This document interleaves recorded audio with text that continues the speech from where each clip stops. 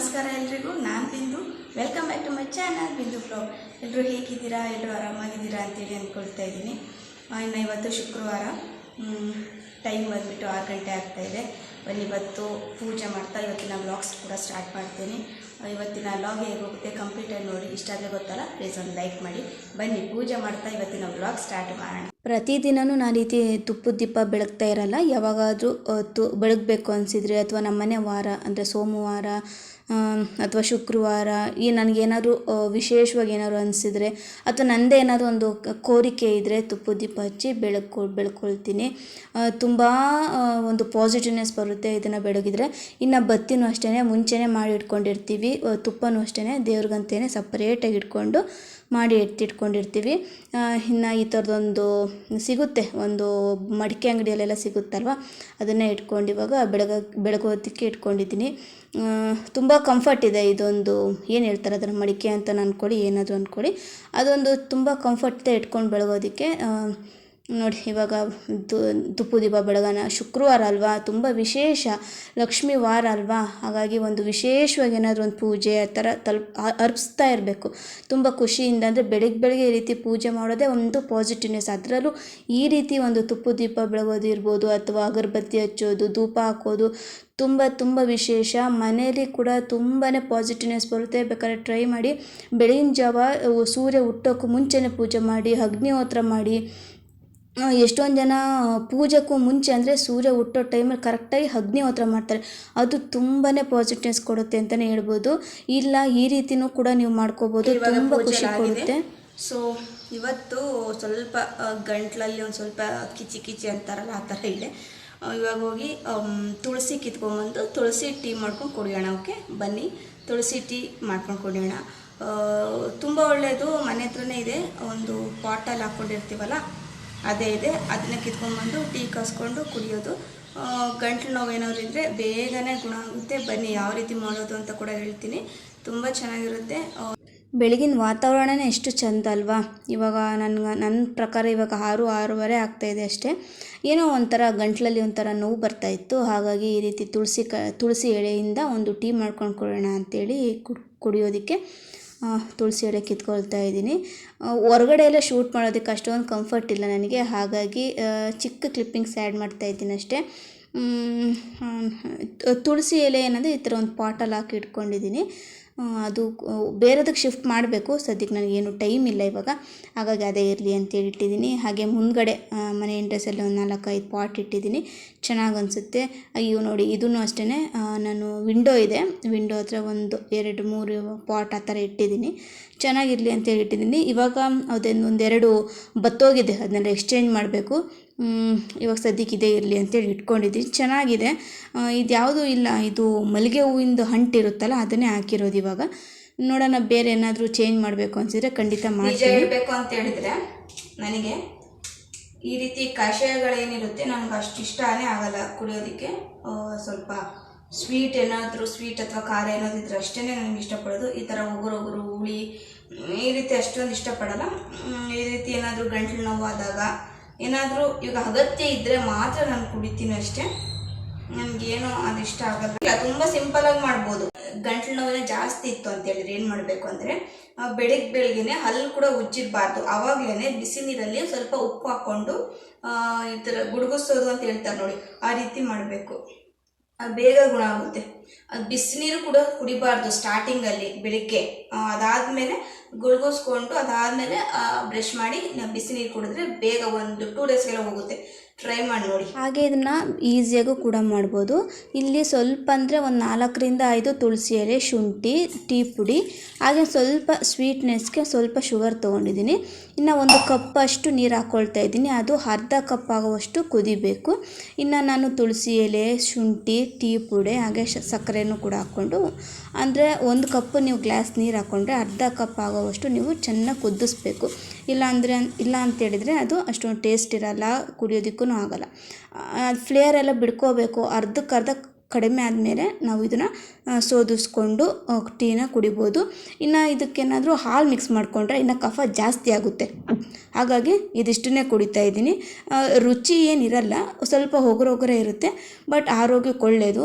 ಪ್ರತಿದಿನ ಈ ರೀತಿ ಕುಡಿಬೇಕು ಅಂತ ಏನಿಲ್ಲ, ಯಾವಾಗಾದರೂ ಈ ರೀತಿ ತೊಂದರೆಗಳಿದ್ದಾಗ ಕುಡಿಬೇಕು. ಅಗತ್ಯ ಇದ್ದೇ ಇರುತ್ತೆ, ಬೇಕು, ಬಾಡಿಗೆ ಎಲ್ಲ ರೀತಿಯೂ ಬೇಕಲ್ವಾ, ಹಾಗಾಗಿ ಕುಡಿತಾ ಇದ್ದೀನಿ. ತುಂಬ ಚೆನ್ನಾಗಿರುತ್ತೆ ಅಂತಲೂ ಹೇಳೋಕ್ಕಾಗಲ್ಲ. ಟ್ರೈ ಮಾಡಿ ನೋಡಿ ಒಂದು ಸಲ, ಕಫ ಆದಷ್ಟು ಬೇಗನೆ ಕಡಿಮೆ ಆಗುತ್ತೆ. ಹಾಗೆ ಬಿಸಿನೀರಿಂದ ಹೇಳಿದ್ನಲ್ಲ, ಅದನ್ನು ಕೂಡ ಬೆಳಿಗ್ಗೆ ಹಲ್ಲುಜ್ಜೋಕ್ಕೂ ಮುಂಚೆನೇ ಉಪ್ಪಿನ ನೀರನ್ನ ಅಂದರೆ ಗುಳುಗಿಸ್ಕೊಂಡು ಅದನ್ನು ಹುಗಿಬೇಕು, ಕುಡಿಯೋದಲ್ಲ, ಅದನ್ನು ಹುಗಿಬೇಕು. ಹುಗಿದ್ಮೇಲೆ ಈ ರೀತಿ ಏನಾದರೂ ಒಂದು ಕಷಾಯ ಅಥವಾ ಬಿಸಿ ನೀರು ಆ ರೀತಿ ಏನಾದರೂ ಸೇವಿಸ್ಕೊಂಡ್ರೆ ಖಂಡಿತ ಬೇಗನೆ ನಿಮ್ಮ ಗಂಟಲು ನೋವಿದ್ರೆ ಬೇಗನೆ ಕಡಿಮೆ ಆಗುತ್ತೆ. ಹಾಗೆ ಇವತ್ತಿನ ತಿಂಡಿಗೆ ನಾನು ಪಡ್ಡು ಮಾಡೋಣ ಅಂತೇಳಿ ಅಂದ್ಕೊಂಡಿದ್ದೀನಿ. ಹೆಸರು ಕಾಳು ಹಾಗೆ ಮೆಂತ್ಯ ಕಾಳನ್ನ ನೆನಾಕಿ ಇಟ್ಟಿದ್ದೆ, ಅಂದರೆ ಹಿಂದಿನ ದಿನ ರಾತ್ರಿಯೇ ನೆನೆ ಹಾಕಿ ಇಟ್ಟಿದ್ದೆ. ಎಷ್ಟು ಬೇಕೋ ಅಷ್ಟನ್ನು ಪಡ್ಡುಗೆ ಉಪಯೋಗಿಸಿ, ಇನ್ನು ಉಳುಕಿದ್ದನ್ನ ನಾನು ಮೊಳಕೆ ಕಟ್ಟಿಡೋಣ ಅಂಥೇಳಿ ಅಷ್ಟನ್ನು ನೆನೆಸಿಟ್ಟಿದ್ದೆ. ಇವಾಗ ನಾನು ಒಂದು 2 ಕಪ್ ನಾನು ಹೆಸರು ಕಾಳು ಹಾಕ್ಕೊಂಡಿದ್ದೀನಿ ಅಂತ ಹೇಳಿದರೆ 1/4 ಕಪ್ ಆಗೋಷ್ಟು ನೀವು ಉದ್ದಿನ ಬೇಳೆ. ಚಟ್ನಿ ಎಲ್ಲ ಆಗಿದೆ ಪೊಡ್ಡಿಗೆ. ಇದನ್ನ ಹುರ್ಕೊಂಡಾದ್ರೂ ಮಾಡ್ಕೋಬೋದು, ಇಲ್ಲ ಹಾಗೆ ಡೈರೆಕ್ಟಾಗಾದ್ರೂ ಹಾಕ್ಬೋದು. ಹುರ್ಕೊಂಡು ಮಾಡಿದರೆ ನಿಜವಾಗ್ಲೂ ಟೇಸ್ಟ್ ಇನ್ನೂ ಒಂದು ಫ್ಲೇವರ್ ಜಾಸ್ತಿನೇ ಬರುತ್ತೆ. ಹಾಗಾಗಿ ನಾನು ಇದೆಲ್ಲದನ್ನು ಹುರ್ಕೊಂಡು ಪಡ್ಡಿಗೆ ಇಟ್ಟಿಗೆ ಹಾಕ್ಬಿಟ್ಟು ಪಡ್ಡು ಮಾಡ್ತೀನಿ. ಓಕೆ, ಸ್ವಲ್ಪ ರುಚಿ ಜಾಸ್ತಿ ಬೇಕಾದರೆ ಇದನ್ನೆಲ್ಲದನ್ನು ಹುರ್ಕೋಬೇಕು. ಇನ್ನು ಇದಕ್ಕೆ ನೀವು ಕ್ಯಾರೆಟು ಏನು ತರಕಾರಿ ಇರುತ್ತೋ ಅದನ್ನೆಲ್ಲದನ್ನು ಹಾಕಿ ಪಡ್ಡು ಮಾಡ್ಕೋಬೋದು, ತುಂಬ ರುಚಿಯಾಗಿರುತ್ತೆ. ಸಬಾಕ್ಸಿ ಸೊಪ್ಪು ಹಾಕಿ ಪಡ್ಡು ಮಾಡ್ತಾ ಇದ್ದೀನಿ, ಬನ್ನಿ ಯಾವ ರೀತಿ ಮಾಡೋದು. ಇನ್ನು ಇವತ್ತು ಪಡ್ಡು ಮಾಡೋದಕ್ಕೆ ನಾನು ಸಬಾಕ್ಸಿ ಸೊಪ್ಪಿನ ಪಡ್ಡು ಮಾಡ್ತಾ ಇದ್ದೀನಿ. ಇದಕ್ಕೆ ಸಬಾಕ್ಸಿ ಸೊಪ್ಪು ಅರ್ಧ ಶೂಡ್ ಅಂತ ಹೇಳ್ತೀವಲ್ಲ ಅದನ್ನು ತೊಗೊಂಡು, ಹಾಗೆ ಸ್ವಲ್ಪ ಜಾಸ್ತಿನೇ ಈರುಳ್ಳಿ ತೊಗೊಂಡು, ಒಂದು ಸ್ವಲ್ಪ ಅಂದರೆ ಒಂದು 1/4 ಕಪ್ ಆಗೋಷ್ಟು ಹಸಿಮೆಣಸಿಕಾಯಿ ತೊಗೊಂಡು, ಇನ್ನು ಒಂದು ಬಾಣಲೆಯಲ್ಲಿ ಇನ್ನು ಒಗ್ಗರಣೆಗೆಲ್ಲನೂ ಹಾಕ್ಕೊತಾ ಇದ್ದೀನಿ. ಸಾಸಿವೆ, ಜೀರಿಗೆ, ಕಡಲೆಬೇಳೆ, ಉದ್ದಿನಬೇಳೆ, ಹಾಗೆ ಮೆಣಸಿನ್ಕಾಯಿ, ಈರುಳ್ಳಿ, ಸಬಾಕ್ಸಿ ಸೊಪ್ಪು ಎಲ್ಲನೂ ಹಾಕ್ಕೊಂಡು ಒಂದು ಸಲ ಚೆನ್ನಾಗೆ ಹುರ್ಕೊಂಡು ಲಾಸ್ಟಲ್ಲಿ ನೀವು ಕೊಬ್ಬರಿ ಹಾಕಬೇಕು. ಅಂದರೆ ಹಸಿ ತೆಂಗಿನಕಾಯಿ ಇರುತ್ತಲ್ಲ ಅದನ್ನು 1 ಬಟ್ಲು ಅಥವಾ 2 ಬಟ್ಲು ನೋಡಿ, ನಿಮಗೆ ಮನೆಗೆ ಅದು ಹಸಿ ಕೊಬ್ಬರಿ ಇಷ್ಟ ಅಂತೇಳಿದರೆ ಸ್ವಲ್ಪ ಜಾಸ್ತಿನೇ ಹಾಕ್ಕೊಂಡು ಹುರ್ಕೊಂಡು ಈ ರೀತಿ ಒಂದು ಬಾಣಲೆಲ್ಲ, ಅಂದರೆ ನೀವು ಏನು ಮಾಡಿ ಇಟ್ಕೊಂಡಿರ್ತೀರಲ್ಲ ಅದೇ ಬಾಂಡಿಗೆ ಶಿಫ್ಟ್ ಮಾಡಿ, ಸ್ವಲ್ಪ ರುಚಿಗೆ ತಕ್ಕಷ್ಟು ಉಪ್ಪು ಹಾಕ್ಬಿಟ್ಟು, ಇನ್ನು ಸ್ವಲ್ಪ ಖಾರ ಬೇಕು ಅಂತೇಳಿದರೆ ಚಿಲ್ಲಿ ಫ್ಲೇಕ್ಸ್ ಕೂಡ ಹಾಕ್ಕೋಬೋದು.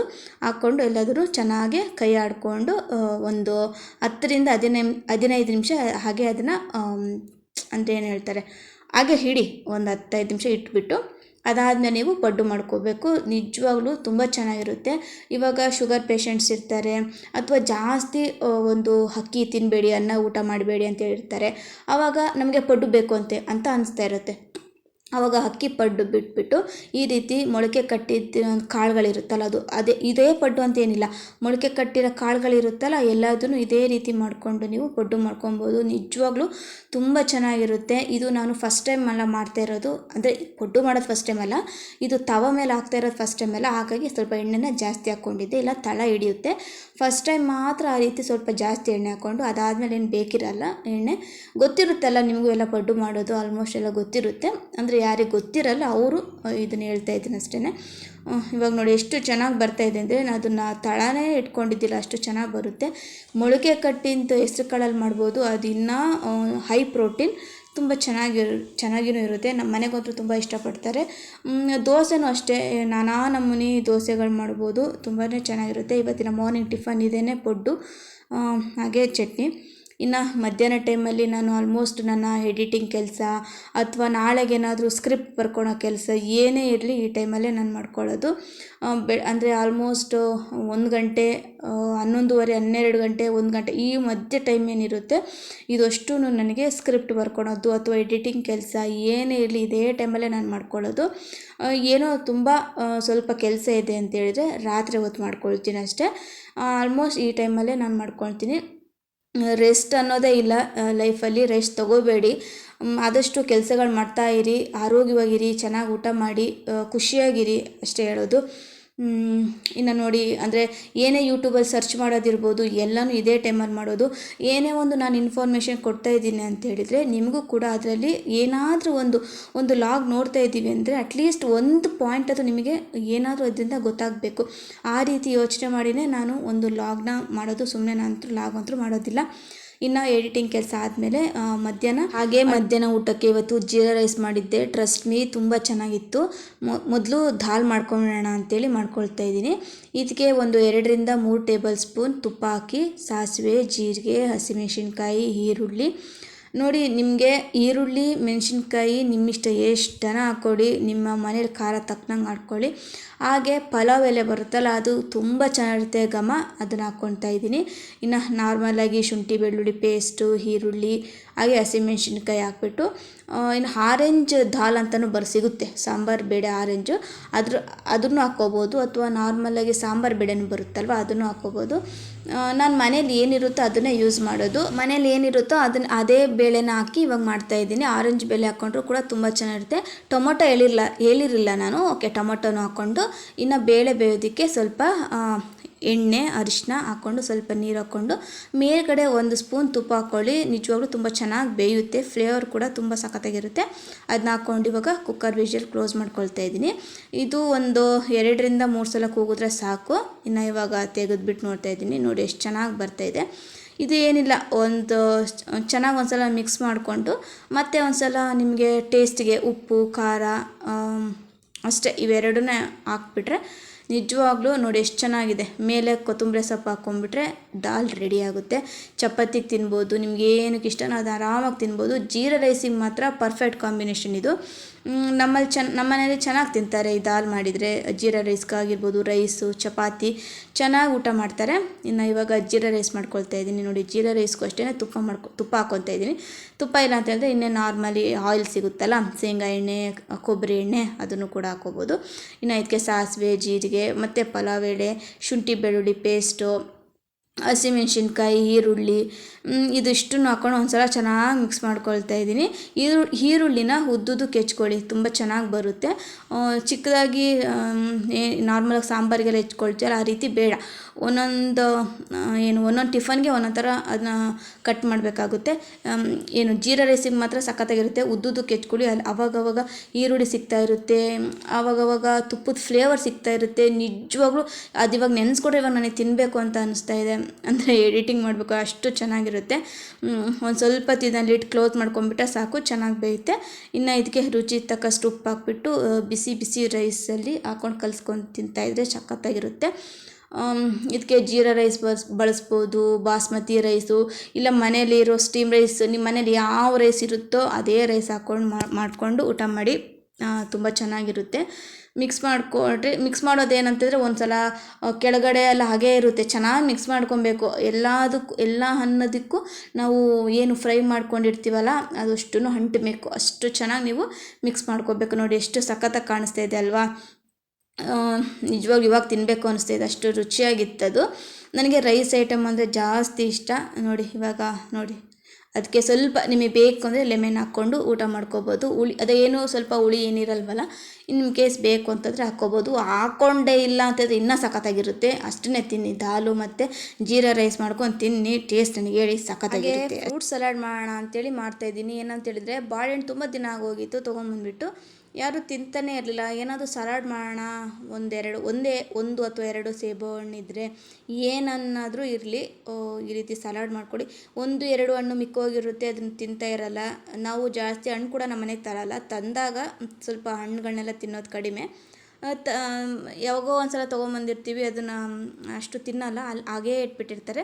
ಆವಾಗ ಈ ರೀತಿ ಒಂದು ಫ್ರೂಟ್ ಸಲಾಡ್ ಥರ ಏನಾದರೂ ಮಾಡಿಕೊಟ್ರೆ ತುಂಬ ಇಷ್ಟಪಟ್ಟು ತಿಂತಾರೆ. ನೋಡಿ, ಸಲಾಡ್ಗೆ ಒಂದು ಲಿಕ್ವಿಡ್ ಬೇಸ್ ಬೇಕಲ್ವ, ಹಾಗಾಗಿ ನಾನು 1 ಬಾಳೆಹಣ್ಣು, ಹಾಗೆ ಸ್ವೀಟ್ ಬೆಲ್ಲ, ಹಾಗೆ 1-2 ಏಲಕ್ಕಿ, ಒಂದು ಸ್ವಲ್ಪ ಶೇಂಗಾ, ಸ್ವಲ್ಪ ರುಚಿಗೆ ತಕ್ಕಷ್ಟು ಉಪ್ಪು ಹಾಕಿ, ಇಲ್ಲಿ ನಾನು ಕೊಕೊನೆಟ್ ಮಿಲ್ಕ್ ಉಪಯೋಗಿಸ್ತಾ ಇದ್ದೀನಿ, ತೆಂಗಿನ ಹಾಲು ಉಪಯೋಗಿಸ್ತಾ ಇದ್ದೀನಿ. ಕೊಕೊನೆಟ್ ಏನಕ್ಕೆ ಉಪಯೋಗಿಸ್ತಾ ಇದ್ದೀನಿ ಅಂದರೆ, ಇವಾಗ ಹಸಿನ ಹಾಲು ಕುಡಿದು ಬೇಜಾರಾಗಿದ್ದರೆ, ಅಥವಾ ಅದರಲ್ಲೇ ನಾವು ಅಡುಗೆ ಮಾಡಿ ಬೇಜಾರಾಗಿರುತ್ತೆ, ಇದರಲ್ಲಿ ನ್ಯಾಚುರಲ್ ಕೊಲೆಸ್ಟ್ರಾಲ್ ಇರುತ್ತೆ ತೆಂಗಿನ ಹಾಲಲ್ಲಿ, ಇದು ತುಂಬ ಒಳ್ಳೆಯದು ಉಪಯೋಗಿಸೋದ್ರಿಂದ. ಹಾಗಾಗಿ ಇದಷ್ಟು ನಾನಿವಾಗ ಮಿಕ್ಸರ್ ಜಾರಲ್ಲಿ ಹಾಕ್ಕೊಂಡು, ಇನ್ನು ಇದಕ್ಕೆ ಕೊಕೊನೆಟ್ ಮಿಲ್ಕ್ ಹಾಕ್ಕೊಂಡು, ಹಾಗೆ ಸ್ವಲ್ಪ ಇದು ಗಟ್ಟಿ ಅನಿಸುತ್ತೆ, ಹಾಗಾಗಿ ಬೇಕು ಅಂತೇಳಿದ್ರೆ ನೀವು ಸ್ವಲ್ಪ ನೀರು ಹಾಕ್ಕೋಬೋದು. ನಾನಿಲ್ಲಿ ಸ್ವಲ್ಪನೇ ತೆಂಗಿನ ಹಾಲು ಹಾಕ್ಕೊಂಡು ಮಿಕ್ಸರ್ ಮಾಡಿ ನೋಡಿಬಿಟ್ಟು ಅದಾದಮೇಲೆ ನಾನು ಸ್ವಲ್ಪನೇ ಈ ಹಾಲನ್ನ ಆ್ಯಡ್ ಮಾಡ್ಕೊಳ್ತಾ ಬರ್ತೀನಿ. ಒಂದೇ ಸಲ ಎಲ್ಲನೂ ಆ್ಯಡ್ ಮಾಡ್ಕೊಬಿಡಿ, ಇಲ್ಲ ಥಿಕ್ನೆಸ್ ಜಾಸ್ತಿ ಆದರೆ ತಿನ್ನಬೇಕು ಅಂತ ಅನಿಸೋಲ್ಲ.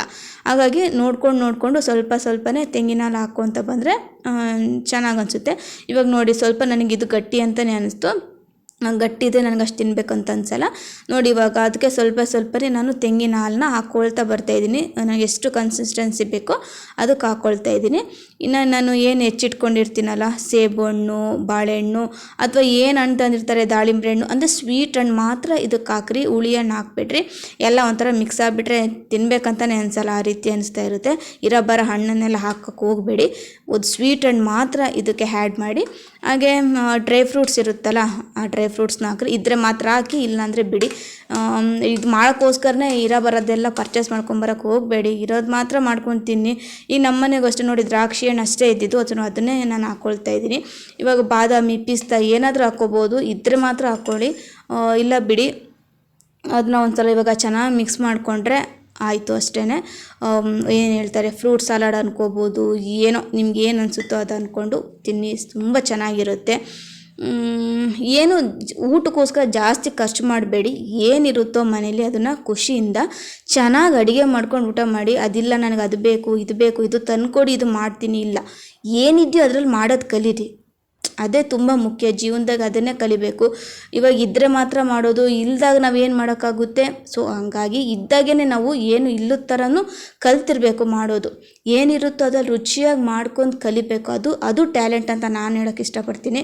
ನನಗೂ ಹಾಗೇ, ನನಗೇನು ಏನೋ ಒಂದು ಇಂಗ್ರೀಡಿಯೆಂಟ್ಸ್ ಇಲ್ಲ ಅಂತೇಳಿದರೆ ಅದೇನೋ ಒಂದು ಮ್ಯಾನೇಜ್ ಮಾಡ್ಕೊಂಡಿರ್ತೀನಿ. ಇನ್ನು ಇವಾಗ ಸಂಜೆ ಆಗಿದೆ, ಬನ್ನಿ ಹಿತ್ಲ ಕಡೆ ಹೋಗಿ ಹೂವು ಕಿತ್ಕೊಂಬರೋಣ. ಸಂಜೆ ಸ್ವಲ್ಪ ವಾಕಿಂಗ್ ಮಾಡಿಬಿಟ್ಟು ಹಾಗೆ ಬರ್ತಾ ಹೂವು ಕಿತ್ಕೊಂಡು ಬರೋದು, ಇದು ನನ್ನ ಸಂಜೆ ರೂಟೀನ್. ಹಾಗೆ ಕಸ್ಟರ್ಡ್ ಮಾಡಿದ್ನಲ್ಲ, ತುಂಬ ಸಖತ್ತಾಗಿ ಬಂದಿತ್ತು, ಎಲ್ಲರೂ ಇಷ್ಟಪಡ್ತಿದ್ರು, ತುಂಬ ಚೆನ್ನಾಗಿತ್ತು. ಕೊಕೊನೆಟ್ ಮಿಲ್ಕ್ ಹಾಕಿ ಸಖತ್ತಾಗಿ ಬರುತ್ತೆ.